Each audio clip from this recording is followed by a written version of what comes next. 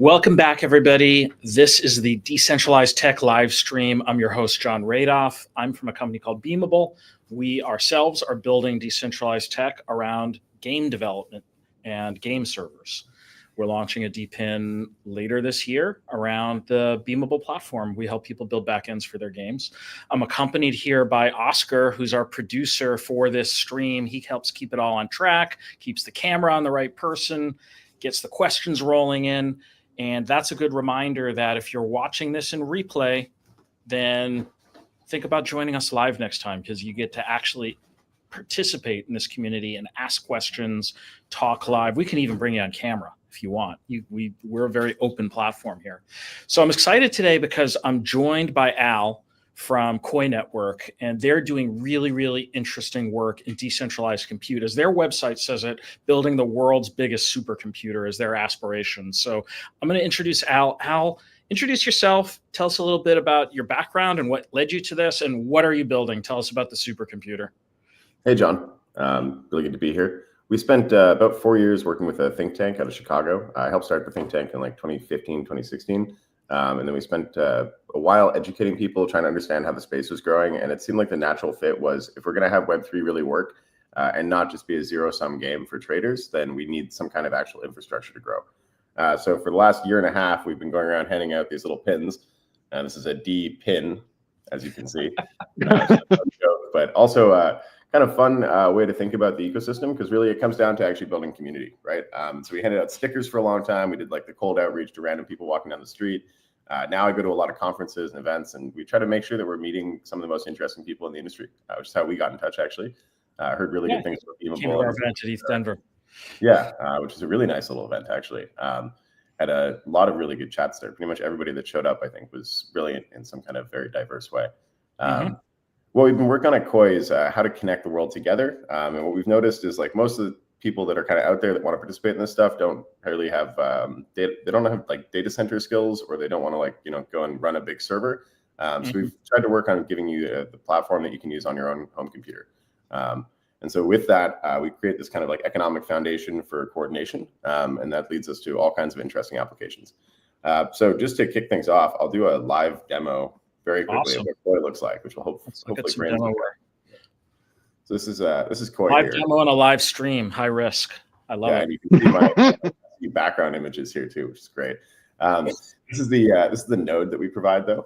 So this is a whole bunch of different projects that each have their own protocol, and you can see all the different tokens that I'm earning here. And you actually get to see the tokens tick up in real time, which is pretty fun. And our whole idea with this is we wanted to support a decentralized ecosystem of projects that run on different people's computers. And there's a lot actually that you can do with your computer. So if you're not a software engineer and you don't think about this, behind the scenes, the internet is actually just a bunch of computers, and they hold your images. They run a server so that you can play a video game. Everything has to run through a computer somewhere, though, unless it's on your own computer. But that makes actual connected systems pretty hard. So you can't really play like an MMO on your own computer, because that would defeat the purpose, right? No multiplayer then. We've also, in the last couple of months, started doing some interesting games on top of this. So we have Dangerous Dave, which is an old DOS emulator, which is a pretty fun one. So you can actually play through whole levels of this. And since DOS games are kind of an offline thing, this is actually running from my Koii node here. And so you can see Dangerous Dave running, and that just hosts the game and does basic stuff like that. We've done a whole bunch of layers of this. We'll probably get into them later, but some of them just so we understand what was happening in that demo, though. So you're serving up a game. It's running on your computer up in your decentralized network. Is it essentially pixel streaming the video display? Like what is that presentation layer? Where is that coming from? Yeah, so this is actually running in a web browser here, and you can see it's running on localhost 3017. So 30,017 is this port that we offer for any of the tasks to run on. And then actually the cool thing is, if you're on my LAN network, you can also play this game, which is a really neat part. So anybody on my home network can run through this and actually play the same game with me. And then what we've integrated on top of it is the ability to trigger crypto payouts and things like that. So this is more like a LAN gaming environment. We also do much larger projects where we actually host like entire applications. So a few of those are in here. Astrolink is a pretty good one. It's like a data analytics platform. So their whole website is actually pulling in data from Koii nodes and then presenting it on the site. And so it's kind of like when you use a block explorer in the Web3 world, you're looking at a representation of a very large distributed database. And so we hold that database across all of these nodes. And then when you look at one of the websites, you're actually pulling in the data directly from one of the nodes. Very cool. So if I want to set up a node, what do I do? It takes like about 2 or 3 minutes. It's a pretty easy app to install. Once you install it, you just go over to this add tasks page, and then you just need to pick some of the tasks that you want to run. And as you can see, there's a pretty big selection. We've got Pentagon Games on here as well, which does some interesting gaming stuff out of Dubai. And then some trading bots and all kinds of other stuff that you can get into. This guy's pretty cool too, actually, Sono. They've got about 1,000 nodes now that are basically gathering sound data from the internet, and then they use it to create and generate video game soundtracks, which is pretty cool. So some really interesting angles there. So that sounds like a generative AI application. So when we look at what you're running on the back end there, so with Dangerous Dave, for example, I'm assuming that's more CPU based because it's kind of an old style retro game, but to do that, you're also harnessing GPUs. So the compute network sounds very generalized in terms of the kind of compute you can provision. Am I getting that right? Yeah, and it depends what you're doing with it as well. So Sono actually has a couple different tasks on here, and they require different things. So I think one of these ones, maybe this one, requires a GPU. And you can see it's got a few less nodes. And then there's other ones like this one here is actually crawling the internet using your computer and gathers a whole bunch of like sound data and then uses that to create their database. And so you can kind of like sequence these things. A lot of our team are from like the industrial engineering background. So we think of these things as data pipelines. And then we try to orchestrate really low cost or zero cost data pipelines. Because a community of people who have devices can do things basically for free. And then you can create some native token value very quickly, which is kind of the whole idea behind the DePIN space. Let's talk about the economics of that a little bit more. So what is the economics of this like for both the people who can supply compute and then the people who might want to build software on top of it? Yeah, so most of the tasks have their own internal economics. I can pull up an image that might help with this a little bit. The key thing with Koii is this idea that we call gradual consensus. So gradual consensus means you have iterative cycles of work that are happening. And so you always have a work cycle followed by an audit cycle and then a reward cycle. And the whole point of this is that the work that's being done basically mandates that a token gets given out to represent that value that's created within the community. And then the total token supply represents the value that has been created. And so if you do these correctly, and then you have some kind of value that's held by the community, then if somebody wants to tap into that, like we mentioned Reverie Dream, they're holding a huge database of sound bites. If you want to tap into that, you then have to pay with their token. And so it creates this flywheel effect where as they get more data, then it drives more customer purchasing. That means the token then has more value. You can kind of think of this like having a whole bunch of different gift cards for different stores. You walk down the street and you're like, okay, I got my Starbucks gift card for Starbucks. And then like Starbucks employees would get paid in a Starbucks gift card that they could sell on, eBay to other people who then want to come to Starbucks. Very loose analogy. You probably wouldn't want to pay your employees in these tokens, but when it's an AI agent that's doing the work, it's a little bit cleaner. So I just want to probe that a little bit more and make sure I understand. So it sounds like there's actually different tokens almost at the software layer. So as people are building applications, they're getting a token associated with their kind of sub project existing within Koii. And so the incentive is to get usage on your application. Yeah, that's exactly it. And it also is a really good way to bootstrap some of the cost basis of starting a new project, because nowadays you can vibe code like a big app pretty quickly. But actually deploying something for millions of people is really hard. So with this, what you're able to do is you can write the code with vibe coding, and then you can design some token economics around it. And then as your community grows, your node operator community can grow in parallel, and you end up with this kind of system where there's very low fixed costs.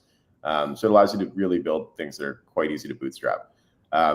People might not realize this as well, but if you look at an app like Snapchat, like I think Snapchat spends like $3 billion per quarter on hosting, which is crazy.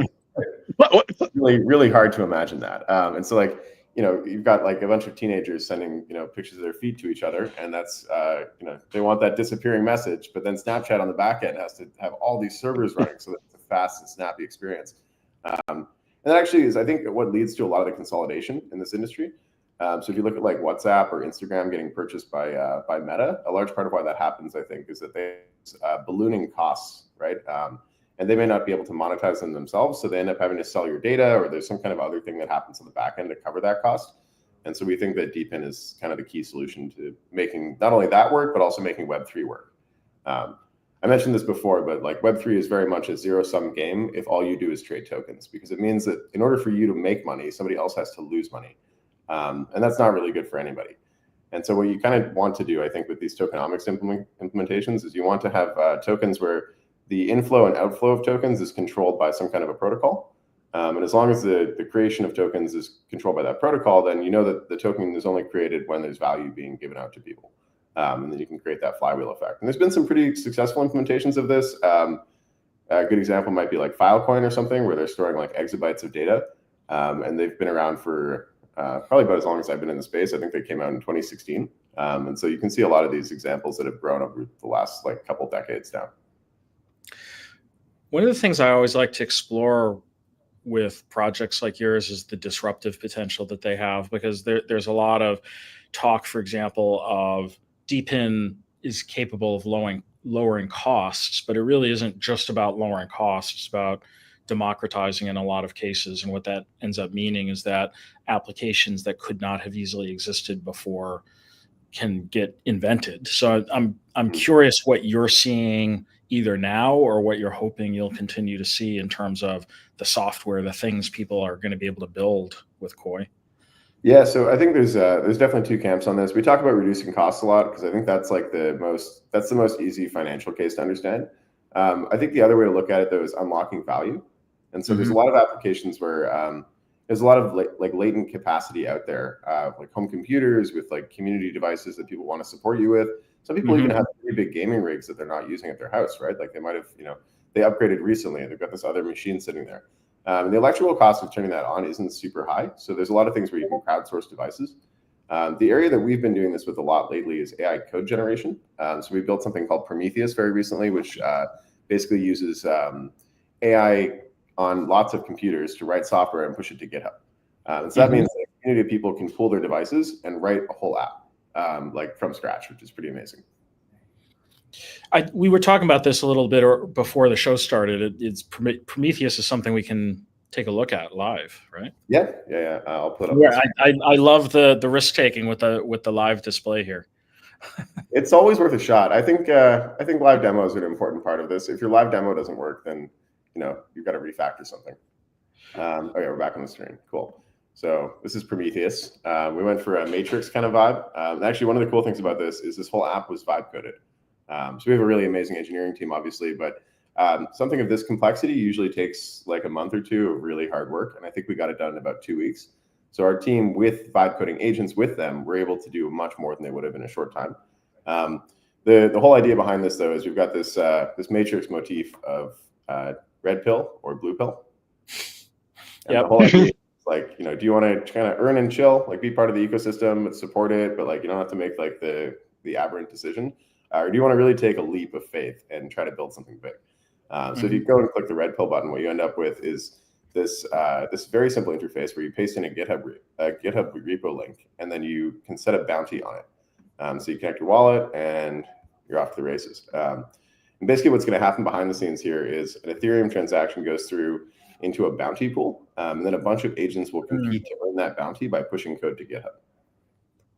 And it's been working quite well. At this point, we can do Red Hat analysis really well. We can also do like documentation and summarizing different repos.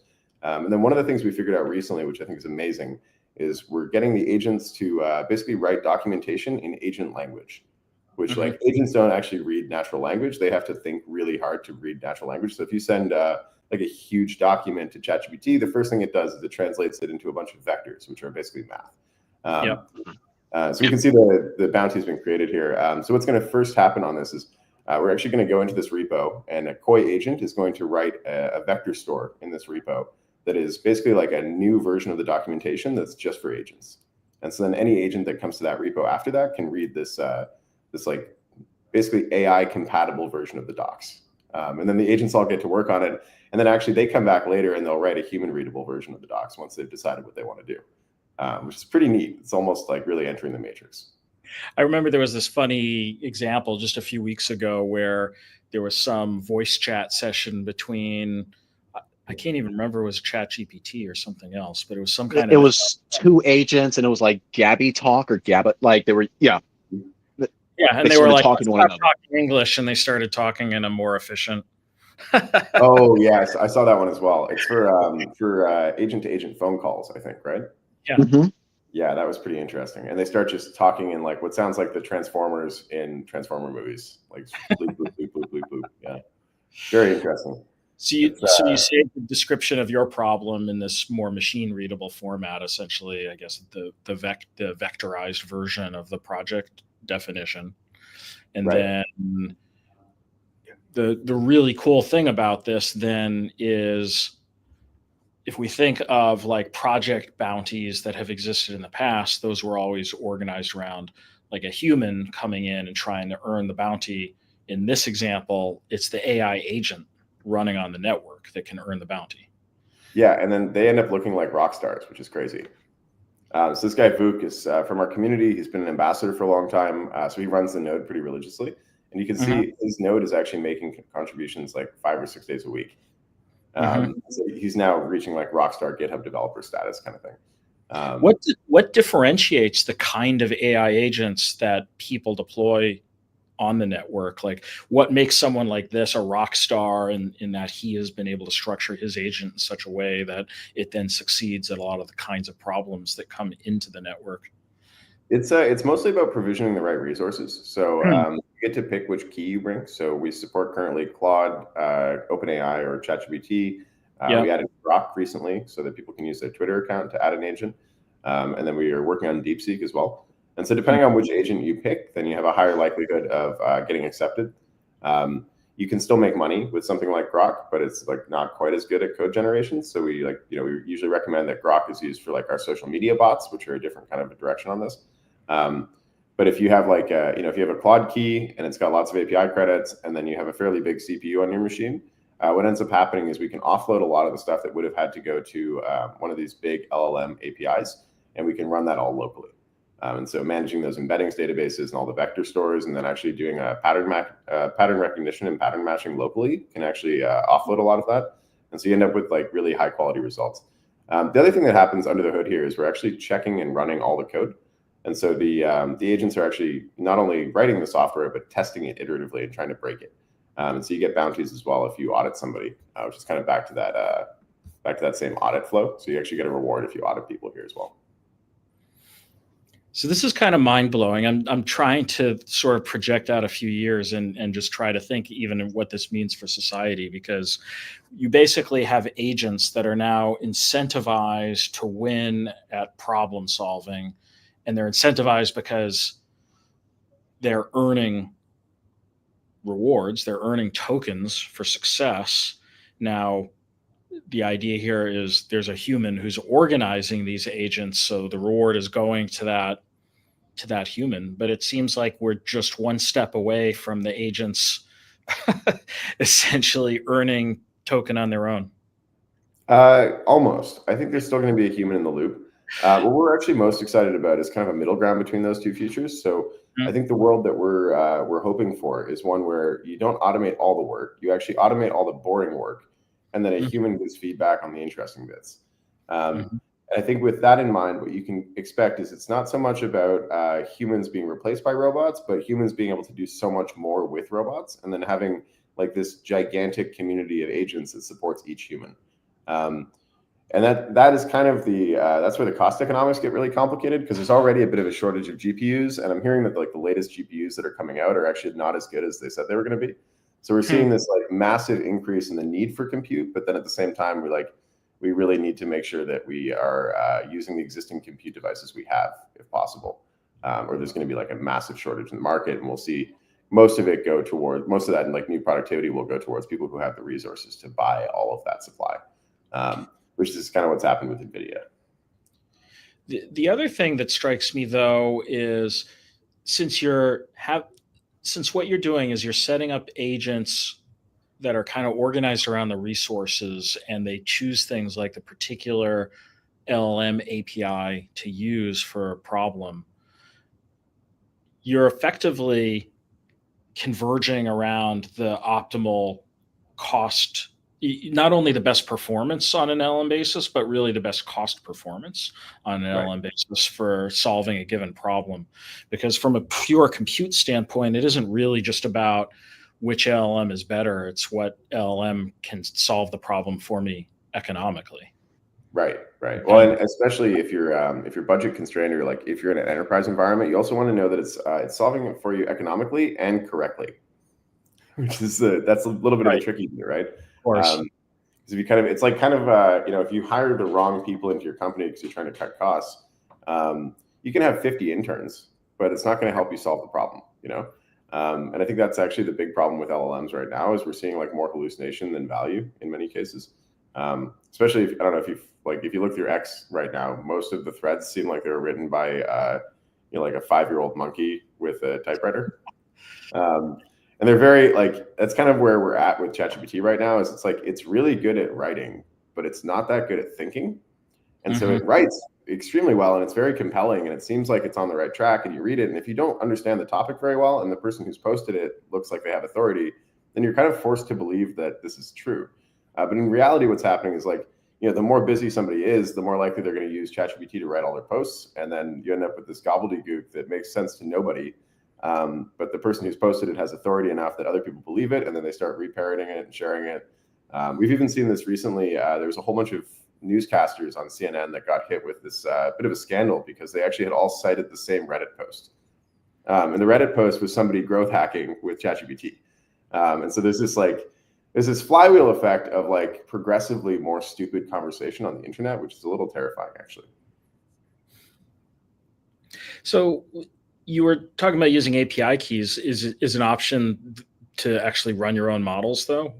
Thoughts around decentralizing the AI itself. So could I set up an agent on your network where I think, hey, this model is really good for solving certain kinds of problems, and therefore, I train my own version of Llama, but for, I don't know, I'm just making shit up here, but for solving legal questions or medical questions, it's optimized enough that it can still run on a local device. Yeah, so ironically, we've done that for Twitter bots, ironically, per the previous discussion. But it works pretty well for supporting commentary on things. So you can have your agent draft something, and then you can decide to post it or not. And I think those kinds of applications work really well, and there's some easy, low-hanging fruit there.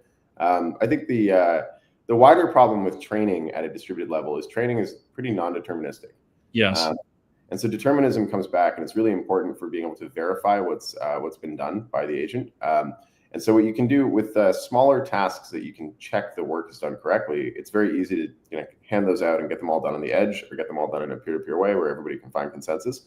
But if there's no way to check if it worked properly, then the consensus is really hard. And also the other side of it is the longer that it takes to verify that something is done correctly, then the harder it is. And so if you imagine training, let's say training a lawyer, like you said, you don't really know if a lawyer is right for a while. It can be quite hard to tell if your lawyer is right, or an accountant. It's very hard to tell if an accountant is right. They file your taxes, and 2 years later, you might get an email from the IRS. And so you kind of want to, in a lot of those cases, you want to let experts run those APIs, I think. And they can train that. They can actually get really good feedback on it. They can make sure the quality is in line. And then what you can do with it, though, is you can layer on these agents that actually do implementation services. So kind of what we're trying to get to with Prometheus is this idea that you can create magic with code, which most people don't really have access to software. Most people are really when it comes to using computers, even me as I was a robotics engineer originally, it's just a lot of activation energy, right? So I remember we had this amazing DevOps guy. He's worked on dozens of different types of automation. He used to automate factories. He's an electrician. He's trained in everything, right? And he's I would say a brilliant engineer. But he would still spend his whole weekend playing with his Plex TV to get it to start working on a slightly higher resolution or integrate his new Bluetooth speaker. And I think that's kind of where we are in software right now, is there's a lot of those little integration problems that can take you down a rabbit hole for 3 or 4 days. And I think that's kind of the stuff where we can see AI really helping in the short term. And then, solving the world's problems will probably come a little bit later. But I think there's a flywheel effect where subsidizing fixing all kinds of small things is enough to get everybody to pay for the model so that we can train it up to the level where it actually can do my taxes without being a huge problem. At least we like to think so. So sort of the applications that we're thinking of for Prometheus, though, is a little bit more magic for average folks that are not trying to build compute. And so if you're a software engineer, we can do a lot of really cool stuff, like automatically check your GitHub commits. We can automatically document everything that you push to Git. So it makes those weekend projects a little bit easier to get out there. But I think for the average person, what they're really looking for is I'm a hairdresser and I would like a VoIP line that acts like my secretary that automatically schedules all my meetings. And I would like it to be like growth hacking for me on Reddit when I'm not at my computer. Mm-hmm. And I think those are like actually a lot more powerful if you consider it. And there's probably a lot of those applications. Another one we've been looking at recently is logistics and supply chain stuff. So like, call all of the trucking companies within these 5 states, and then ask them using a VoIP line with an agent if they're interested in getting more referrals. And do this all very politely, put them on a mailing list, and then send a bunch of ads out for our new trucking company that we've started. And then forward requests to these different logistics companies. There's a lot of ways to package things and build up like kind of additional revenue streams that way, where you can build really sophisticated businesses with pretty dumb agents. And I think that's probably where we're going to see the most growth in the short term. And then the kind of holy grail of this is along the way, we're going to develop a bunch of protocols that agents use to work with each other. And as those protocols get better, swarm intelligence gets bigger, and you get this this effect where the whole is greater than the sum of the parts, which I think is going to be a really powerful effect. That's kind of what we've been focusing on with the code generation, where we're sort of standardizing all the different components. And so now when our agents are working on a repo, they progressively get smarter over time. And so you go to the repository and the agents start indexing it. Like the first couple times that they look at it, they're starting to figure out how the pieces fit together. They're doing some pattern recognition, that kind of thing. And then as they look at it for longer, they get progressively smarter until they can solve problems that a human would have missed. And I think that kind of pattern recognition stuff is actually going to be really helpful because it saves human brain cycle time, which hopefully means we all get to go touch grass or play video games. All right. Well, I'm gonna tell you what I think would be a killer app for an AI agent. I want you to tell me how I can build this on Prometheus, because this might be my project. But before I mention that, I also just want to say, hey, we've got 400 people here watching the live stream. We're on LinkedIn, Facebook, YouTube, Twitch, X. We're all over the place.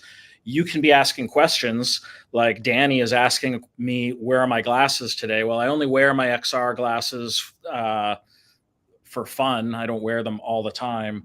But you could ask a question that's actually about AI agents and distributed compute and Koii and all the stuff that we're talking about today. Please join in that conversation, because this is why we do it live. I used to do it. Oh, there we go. So Danny, Al took care of you for you. Yeah, I used to do these as YouTube videos. And the problem with that is it was great. We could do a lot of post-production on a YouTube video and do nice edits and stuff. I do everything live now so that you, the community, become part of the conversation. So that's everything from, if you want to post that you'd love to join live, just post that in a reply. Oscar's watching all the channels. He'll send you a link to StreamYard. We can bring you right in. If you're not ready to be on camera, that's totally cool. Just post your message in text, and we bring every question we can on the air and up for discussion with Al today here. And it could be about Koii, it could be about decentralized compute. Al's been around the block, so you could probably ask about just about anything that touches on any of these topics. All right, so I'm just so tired of all the messaging systems across all social media and everything from Discord to Facebook messages to Telegram to you name it. And it just feels like this needs like a super app that manages them all and like surfaces them to me and lets me know what's really important and lets me know when two people are kind of the same people. And I know that in theory you could do it in software, but these guys don't let you go and interact with their protocols at a native level. So it sort of requires like AI operating at the user interface level to just go and run the software for you, observe the inputs, and channel it upwards into some super UI. And it just feels like the killer app, my killer app anyway, for some kind of AI agent to go around and look at everything, organize it, and then I operate at the highest level and reply, and it goes and it figures out how to get that message back to the person in their preferred channel. Because I'm probably in 10 different messaging platforms at this point, and it's insane. It looks like we have fully we'll let you talk about that one first. Yeah, so I love automation tools. One of the things that I did when I first got Cursor, which in about December, I got really into using Cursor to write apps and build code. I'd been using it for about like 4 or 5 months before that. For those that don't know, Cursor is a decentralized, well, it's not really decentralized. It's a very open source environment. Let me see if I have one up here. Yeah. So this is Cursor. If we can pull this up. Mm-hmm. So this is Cursor. The difference with Cursor compared to a normal code base or no normal code editor is on the right-hand side of Cursor, you have an agent here. So you can ask it to do something big like refactor the whole code base. And it'll just start running in auto, and it's going to start refactoring the whole code base. Now, this isn't a great idea, except I've already checked this into Git, so it's not going to delete anything, and I'll have all the stuff that I had before. You can let it run an autopilot for ages to figure things out. So one of the first things I figured out with this, though, is I wanted it to do some click automations on my computer. And so I had it working on like identifying buttons on my computer and then clicking those buttons whenever they popped up. And one of the buttons is this accept changes button on Cursor itself. So the first thing that I did with Cursor was jailbreak Cursor so that I could get it to run autonomously. And getting it to do those kind of click actions, getting it to ingest the data and read it off the screen is actually pretty easy to do. And a lot of it can happen at the edge. So one of the things we do with Koii as well is we have a bunch of accounts, we have a bunch of different tasks, I should say, that have certain accounts attached to them. So this one's this is Asterlink, which is a marketing bot or marketing network, I should say. It's kind of like a conscientious botnet. So we don't just post anything. You have to actually like create a contract with the community and put up your token as a bounty. And then it's kind of like more like a growth hacking tool. But it has a username and password for Twitter. And what happens in the background here is it actually opens a browser window and it logs into Twitter. And then it reads the interesting stuff from your newsfeed. And then it uses that to identify opportunities to shill this product for your community. And then it basically is actually, it's clicking buttons and typing on Twitter in order for this to happen, which is pretty awesome. We were able to implement a lot of this with vibe coding, and then we've been able to fine tune it with some human feedback since then. But you can do a lot of these types of applications. So pretty much anything that happens in a web browser is really easy to automate. Anything that doesn't happen in a web browser can be a little bit more complicated. Usually you actually have to have the window open on your computer. The vision I'm trying to get to, though, actually, is I would like to be able to use my phone all the time and not actually have to go to my computer, right? Because really what you could have is you could leave your computer open with like 5 monitors, all the different windows that you want to open, or even just virtualize the monitors and not even be able to see them. And then have your agent just clicking through and reading what's going on your computer and basically act as a secretary for you. And so I think we're moving towards computers as secretaries as opposed to computers as tools, which is pretty cool.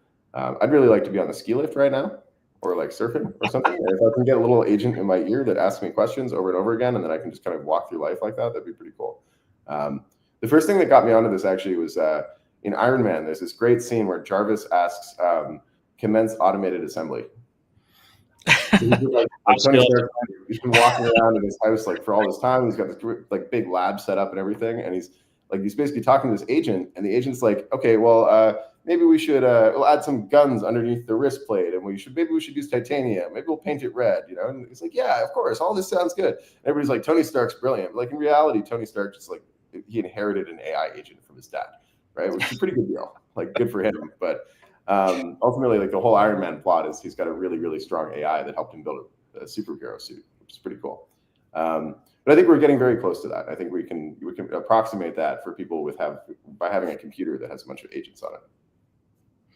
So we had a question from Beamable of all, and in my head, I'm like, who's running the Beamable account with this question about abstraction today? That's cool that whoever's running the Beamable account wants to ask a technical question. The question is about abstraction and how people don't really even understand kernel programming. How are AI agents going to change abstraction? I guess one thought I have is like vibe coding is sort of the ultimate abstraction that we've got right now, because you don't actually have to know too much about programming because you're automating programming tasks through language. But what are your thoughts either on vibe coding or this topic of abstraction specifically? Yes, there's two big things that are happening right now. I think the first thing is AI is the new user interface.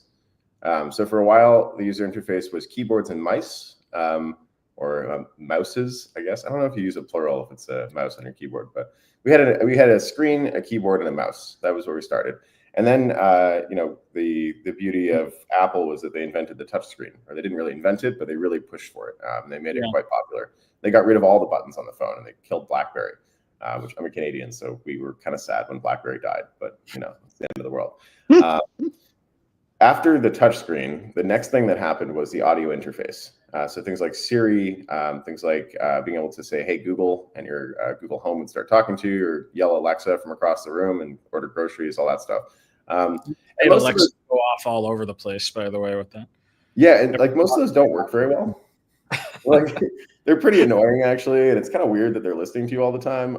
So there's a bunch of those that have like kind of not worked that well. What we've been doing more recently in terms of abstraction is we actually bring around these microphones. And so I've got this DJI kit. It's like a little microphone set. Hopefully, I've got that exact setup. That's a great little mic. So you take these around with you, and they've got these little fuzzy things you put on them. So I actually I go to events. So I was at an ETH Global meetup last night, and I took out the mics, and I sat there with a buddy, and we prototyped a project.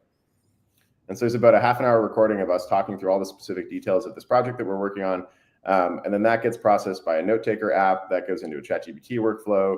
That ChatGPT workflow creates a GitHub repo, posts the README into the GitHub repo, and then he and I will both sign off on that, and then the agents will start. And so that's what this can look like, which is pretty cool. Like conversation to app is like a consistent abstracted flow that works really well.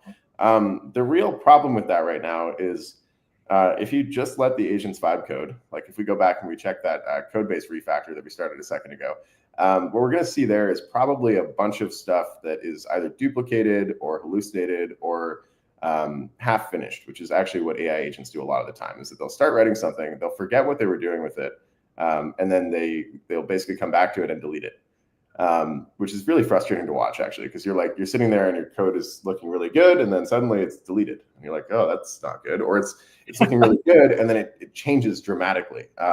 Like I had one, we asked to refactor a front end of a site, and we asked it to change the text on one button. And it didn't just change the text on that button. It actually tried to redesign the whole UX flow around that button. And then it changed the text like slightly and then deleted the button. And that was a pretty annoying workflow. And you kind of run into these things with Web3, with decentralized stuff as well, where like most of the smart contracts that AI writes are a little bit buggy and have some errors in them. So the trick with this is you actually have to go through these multi-agent flows where you actually get the agents to check each other's work. And you also get them to really critically analyze, like, did the other agent do the correct thing or did they do more than the correct thing? And so in our case, we try to treat this as an audit mechanism where not only do we audit the node if they do something that's subpar, we also audit them if they do too much. So over time, we're getting this training set that we can get closer and closer to. But it works really well if you have like small modular applications where you can have like one unit test that's going to be verifying that one thing was written correctly, and then you give a scope, your whole scope of work has to be structured in all these little modular things. And so we found that some pre-processing with like O4 leads to something that's like a really clean spec that has good acceptance criteria. And then once you've got that, then you can hand it off to a bunch of swarm nodes and they do a really good job. But the question was about abstraction. And I think probably what I would say at this point is I would not give an agent C++ code. It's probably a bad idea, but I think giving it some JavaScript hacking is not too bad. But it's all about having guardrails in place so that it doesn't go too far off track. And I think having like really strong rules and environments like that helps a lot. And then the other thing is with the encoding that we talked about before, if you have really good encoding, then you can avoid a lot of that hallucination because you can encode your request as well. And if you encode the request and you encode the data set that the node is working from, what you end up doing is you limit the context a lot. And so as opposed to the agent forgetting what it was doing with that code base, now it actually knows what it's doing with the code base because it's all in a very compact context. So the more that you can compress that context window and do like, agent language encoding, then things work a lot better. I want to see how these agents would do if we just unleash them on these leak coding problem sites. It probably pretty well. They're probably also well documented how to solve all these problems that they just crush it right to the top of the leaderboard. I did that actually. We didn't formally do it on a leak coding site. I'll put that there. So on our GitHub, github.com/Koii.network. I think it's here somewhere. Prometheus testing. No, it was on our website. Let me find that for you 1 second. I think it's on this section, maybe. See live GitHub? Nope, that's not the right one.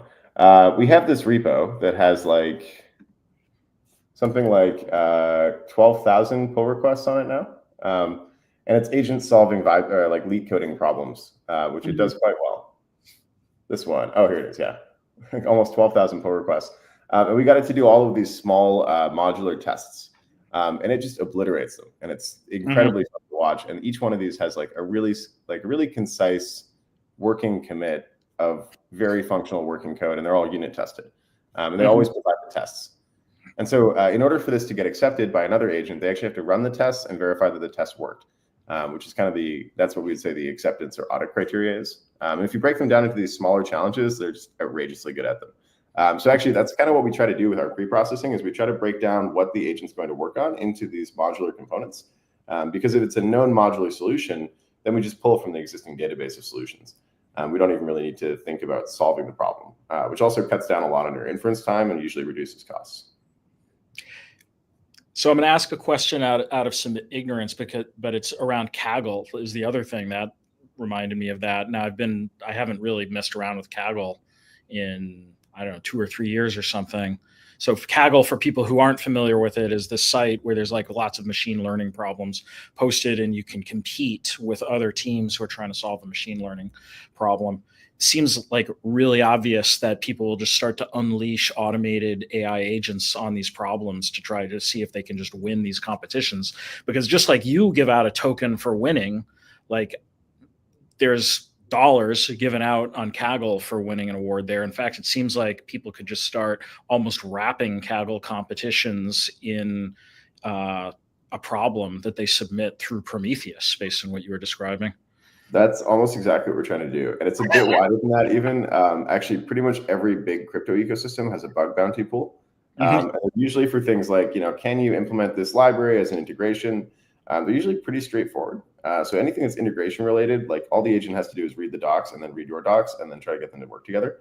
So that's the area where we see the biggest growth factor for this is, I used to be a systems integrator. So I worked in factories and I did automation tech. And a lot of my job at that point was I would go read a manual for this company and a manual for this company. And then I would go into our lab where we had both the products and I'd sit there and connect all the pieces and make sure it worked. And sometimes I'd spend a week doing that and it was painstaking. What I do now is I typically will pull all the different repos into my computer and then I'll have the agent read both of them. And then my job is to manage the context and make sure the agents are being efficient with their time, which is more like being a project manager than being an engineer. And it's incredibly satisfying when it works, actually. It's very fun. On Saturday, I built a V1 of our new encodings library. And I was able to test about a dozen different embeddings libraries from Hugging Face in, I think, a matter of 4 hours.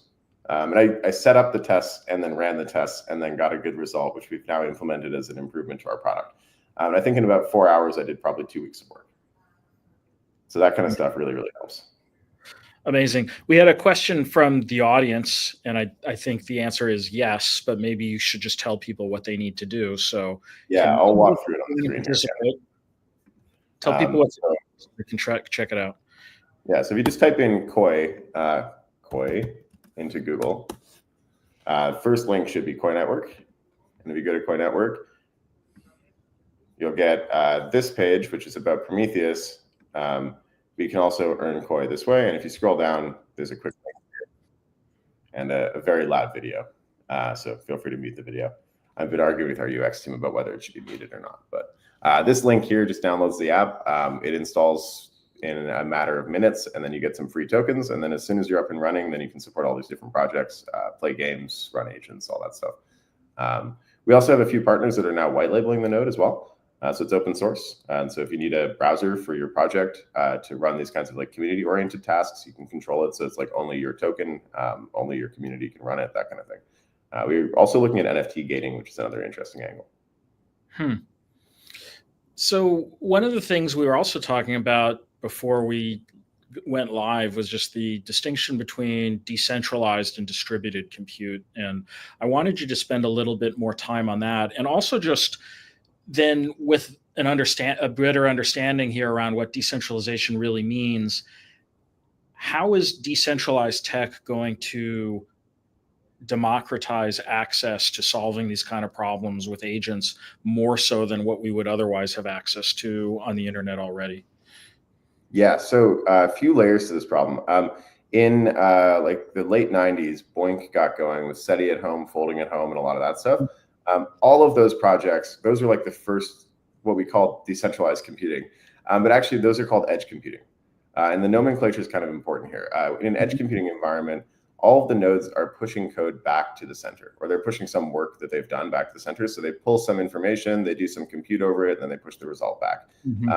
Most of those systems did not have consensus in a global way. So the center node here is just deciding, this guy doesn't seem like he did the work, I'm going to kick it out. And that's not really, that's not actually a decentralized system. It's exciting that they're using all this edge compute devices. And it is cool to reduce costs for scientific applications and things like that. I think SETI at home was mapping the stars and looking for UFOs. I don't know if they ever found any UFOs. We might want to bring that up and check actually after this. The next layer of this was what we would call like the Web3 space, which started around 2015. This could also be seen a little bit earlier than that. Bitcoin arguably is kind of this sort of a model mostly, but in a Bitcoin system, you have all these different nodes, and then you have end users pushing transactions to those nodes. And then they all broadcast through, and you end up with this one point of consensus, which is wherever the current master chain is. Most of these systems are kind of progressing towards this full peer-to-peer grid. The big distinction here is in a peer-to-peer grid, every node has more than 2 connections. And so they always have at least one fault-tolerant connection, and all of the nodes are sharing data directly between each other. So you can see the lines are all connected between them. Now, this would be interesting if I had come up with this. But actually, the interesting thing is this was actually from a paper by the RAND Society about ARPANET in 1964. And so we've been on this track for a long time, and pretty much all of these really bright computer science people way back actually all predicted this, kind of like Isaac Asimov predicting all kinds of sci-fi stuff. But what we're seeing now is kind of the transition between Web3 and true peer-to-peer. And the main distinction here is how many devices can you onboard, and can you get the devices to actually talk to each other directly? So if you look at a lot of DePINs right now, what actually happens is you have a smart contract on a blockchain, which acts as a focal hub, and then a lot of nodes doing work to satisfy what's going on in that smart contract. And what we've tried to implement with Koii is a set of standards that allows you to have nodes actually talk directly to each other. And so when you hire a swarm of Prometheus agents or any of our bots that we use for other products, all of those nodes actually talk directly to each other. And so when you're getting a result, you're not getting a result back to you that you then have to do something with. The nodes are actually solving the problem for you by conferring with each other and then coming to a solution. And that's, I think, really powerful from an economics perspective as well, because what it means is you have a community of people that actually really have 100% buy-in, that they own the system. And if you can see that as like an opportunity, then you can create a lot of systems that benefit the community. And if you do that correctly, I think it grows very, very quickly. I think a really good example of this would be Helium, where like buying a Helium node really means that you are part of the network now. And I think just yesterday they announced that they have now a partnership with AT&T, which is pretty incredible. So if you have an AT&T phone, on the back end, it's actually using distributed hosting and distributed bandwidth, which is pretty amazing, I would say. Yeah, I think what Helium is doing well is they're also, while they're using Web3 technology as the orchestration layer or the settlement layer for payments and things like that, the user of the technology is not really a blockchain user. So before AT&T, they also had T-Mobile. So T-Mobile, I think that's like a year plus ago that they added T-Mobile support. So they've been building these bridges into what you'd think of as the traditional telecom ecosystem, which I think is interesting. And it was sort of the way we approach things at Beamable as well, which is we knew that we wanted to use a Web3 architecture essentially for running the network, but we didn't want game studios who are the users of the compute on the network, and especially the players of those games, to have to know anything about blockchain, because it in our view, it just shouldn't be required. Like there's all kinds of games. It's so much extra work. Yeah, and only a small percentage of games are Web3 games anyway. So, and even at the studio level, like people just don't want to think about blockchain. So we abstract away a lot of the blockchain or all the blockchain stuff as far as the studio is concerned. I'm curious how you think about that as well, because a lot of your structure is around this token economy for the agents and the problem solving. Have you thought about sort of the relationship of that kind of economic structure with onboarding like massive amounts of users and compute, and what do people think of and stuff? There's a few layers to the flywheel with these things. I think we like to say that like it's very similar to Uber or Airbnb, whereas you get more providers, then the cost goes down, which attracts more supply or more demand, and then that demand coming in actually attracts more supply. We've kind of gone through this cycle a couple times at Koii. And what we're working on now is actually onboarding full communities as a whole, because we find then what we actually get is we get demand and supply. And if we can get a community that already has like a significant amount of need for compute, then they also can actually come and provide that compute as well. We just end up being the protocol that connects the two pieces. That I think gives people a little bit of a cleaner experience. And I think, like you're saying, I shouldn't know that there's any Web3 involved. It's just I'm using an app, and if I have this other app on my computer, then I can now provide for that network, and I get to use the app for free, or I get to use the app at a much lower cost, or I get some kind of a special badge, like something like that. And I think we're just mostly at this point where we want to incentivize people to use these systems, but we don't want to make it too difficult. If you have to buy a token and stake the token, there's all these extra steps. It gets very complicated. Yeah, exactly. So what's next for you guys? You showed I have one great stuff that already works. One last slide here, which is guerrilla versus gorilla. This is where we've been going in this. I gave this talk a few weeks ago at the Internet Archive. I called it Guerrilla Internet, Tactics for a Peer-to-Peer Revolution.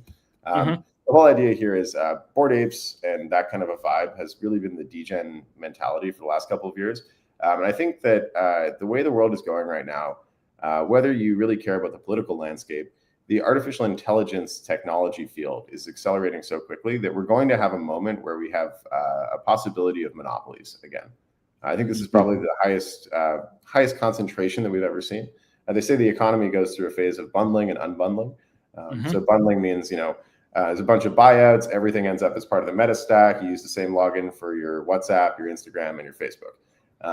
That's bundling. Unbundling is usually what happens as the market kind of accelerates and a bunch of those companies are forced to split off by antitrust and things like that. Or what we see is usually that a new technology comes out and it creates a lot of competitors to existing paradigms. The scary thing right now is we're seeing both of those things at the same time. So we're seeing bundling happening where all the companies that used to use AI are now switching over to using ChatGPT or another AI provider. And so everybody's standardizing to these common rails, but those common rails run on a private API. And so that means that as they go and disrupt industries, like as we build up all of these AI-enabled businesses, we're actually sending all of that revenue stream back up to these big companies. And that's why ChatGPT was able to raise, I think, $400 billion in their latest funding round, which is an obscene amount of money. I mean, even considering that is crazy. I think that's more than Canada spends per year, which is nuts. So I think if you think about it that way and you really appreciate the depth of this problem, we're looking for kind of a very peer-to-peer revolution-oriented group of people who are going to take on being the Boston Tea Party moment of this industry. And I think we need to get to this point where we really embrace the fact that we want the free market to prosper and that we want this technology to exist enough to make the sacrifices for it to survive. And so last week we threw a tea bag into the San Francisco harbor. Nice. So in this whole bundling, unbundling, centralized, decentralized view of the world, when you're thinking about these monopolies, I'm assuming you're thinking about companies like OpenAI with things like ChatGPT, who can concentrate so much of the AI power within one API, essentially, that you then need to use. The interesting observation, though, is like this market ended up being a lot more competitive, a lot faster than I thought. Like it isn't actually just OpenAI, it's OpenAI and Claude and Grok, and a whole bunch of people are out there doing this.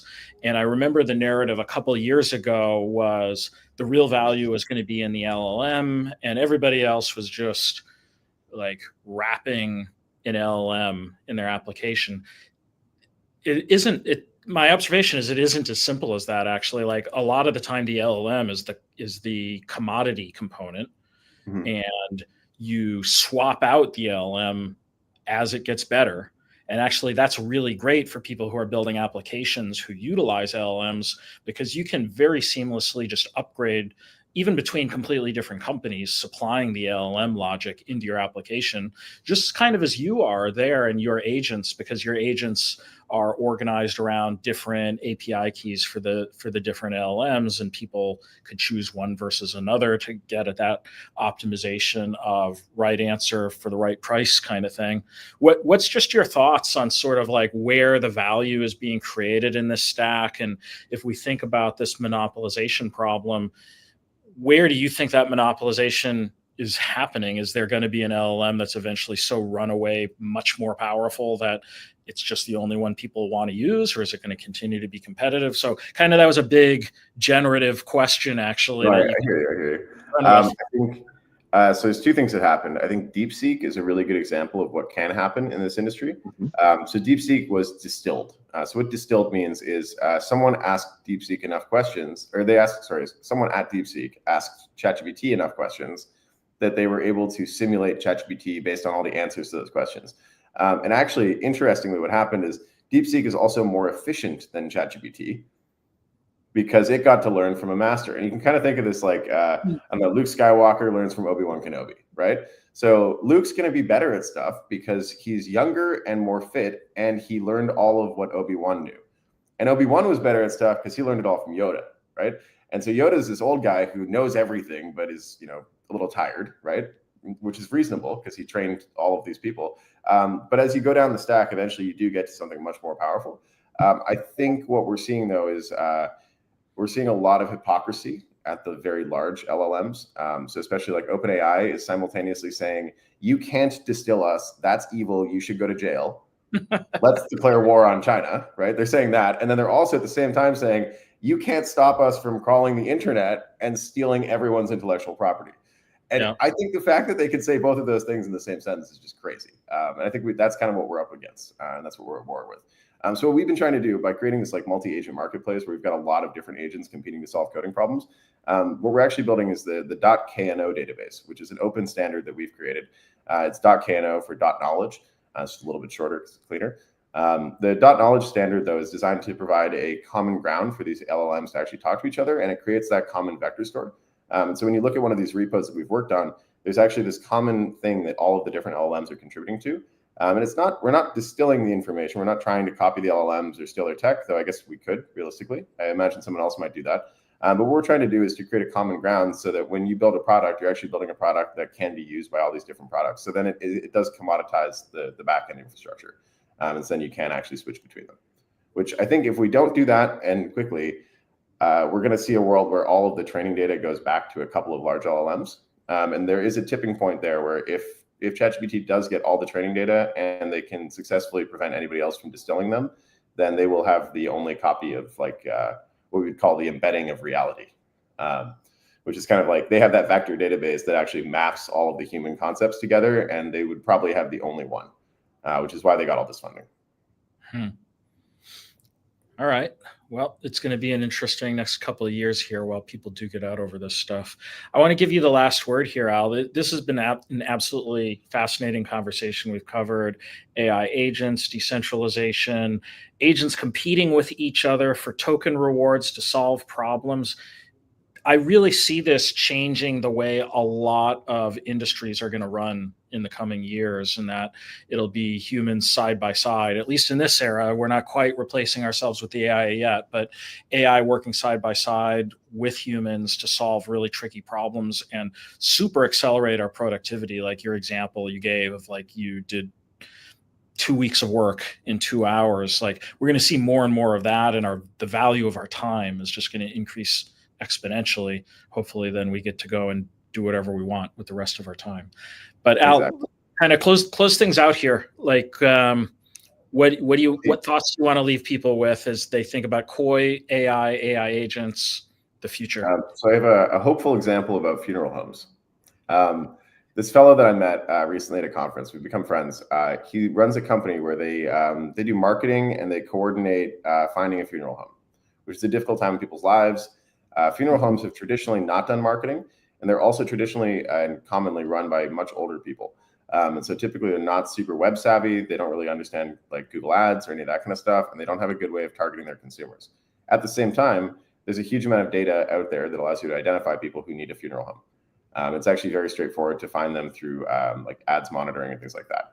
And so at this difficult time in people's lives, they need a funeral home. They can be found and they can be identified and given very easy contact, and that whole process can be streamlined considerably. So this guy's been able to spin up a business where he gets referral kickbacks from funeral homes for sending them business by connecting them with customers that actually need their service. And this whole process he was able to set up completely with vibe coding, and it's now a business that serves, I think, over 500 funeral homes around the world. So he's able to be there for people in a moment when they actually really need the help and when they don't want to think about it too much. They don't want to be like calling 20 different phone numbers. And he solves that whole problem for them. And he vibe coded this entire thing, set the whole thing up on an agent flow. And I think it takes him about 2 hours a day to run the business. And those are the kind of opportunities that are out there where you can actually streamline society in a considerable way. It doesn't take being a PhD tech guy. It doesn't take any of that stuff. It's just about coordinating resources. And then the final hopeful note that I have is I think there's hundreds of millions of opportunities like this around the world. And I think we can crowdsource the solutions for them, which means that all you kind of need to do is be part of the DePIN. And then you can kind of actually help with all these things, which is a little bit of a product sales pitch, but mostly I'm just very hopeful about this stuff, which is why I've spent like the last 8 years working on this.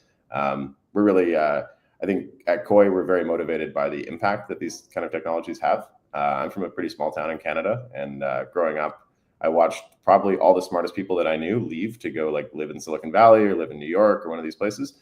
And I think that this is going to spur a transition of global to local, where the local relationships and the local context is actually going to drive how we use large language models and AI.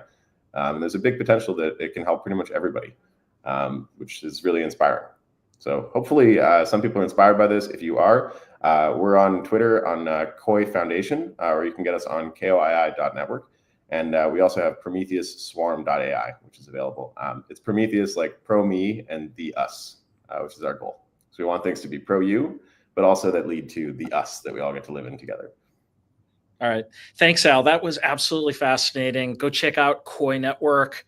And just if you're coming up to speed on DePIN generally, this is just another example of what a decentralized physical infrastructure network, that's what DePIN stands for, is capable of doing, just distributing or decentralizing, as we just discussed, a lot of resources to scale up compute and solve problems in much more economic ways, but ultimately democratizing a lot of the problem solving so that you can allow more people to participate in the worldwide ecosystem of technology. So that's super cool. I want to thank you for joining me, Al. I want to thank everybody who showed up for this talk.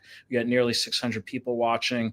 Next time, if you're watching this on a replay, which is probably 95, 98% of you, stop by when we're live, ask a question. We love to have the engagement from the audience like we had from a couple of folks today. Makes it a little bit riskier, but a lot more fun as well to have those conversations. So again, Al, thanks for being here. This has been a blast. Until next time, everybody, take care. Thanks.